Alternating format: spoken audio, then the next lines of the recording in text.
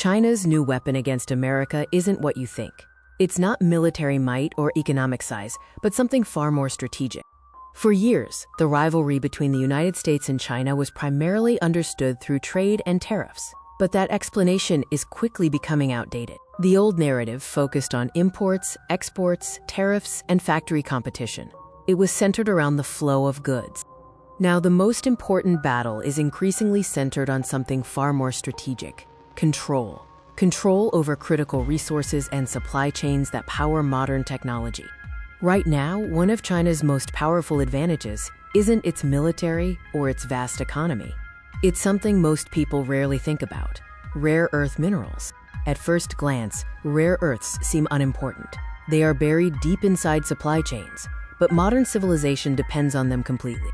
From smartphones and electric vehicles to advanced chips, missile systems, and artificial intelligence infrastructure, many critical industries rely on materials that China dominates. The key distinction here is between controlling raw materials and controlling processing. Controlling processing is often far more powerful. China doesn't just mine these resources, it processes them, refines them, and controls key parts of the industrial ecosystem surrounding them. In several critical sectors, much of the world still depends on China, which remains the dominant global processor of rare earth materials and permanent magnets. This dominance is why the issue of critical minerals is now becoming a geopolitical issue, transitioning from a simple trade debate to a national security concern. Washington increasingly sees the control over these materials as a security issue, fearing that future supply disruptions could affect defense manufacturing and semiconductor industries. The concern over potential supply chain disruptions has become one of the defining themes of the new US-China rivalry, prompting policy shifts globally.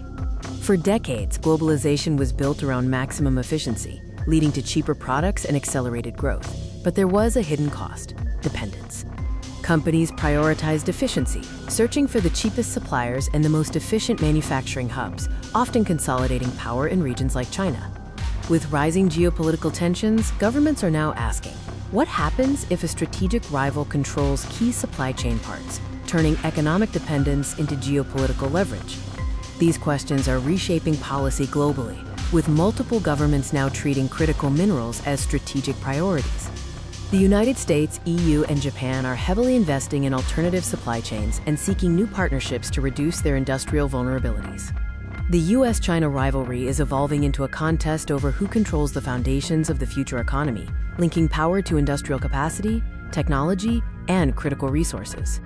This is why the rare earth issue matters: not just the minerals, but what they represent: control over the infrastructure behind modern power itself.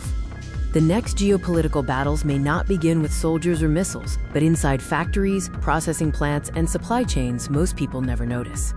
In the 21st century, control over critical resources may become just as important as control over territory, and China knows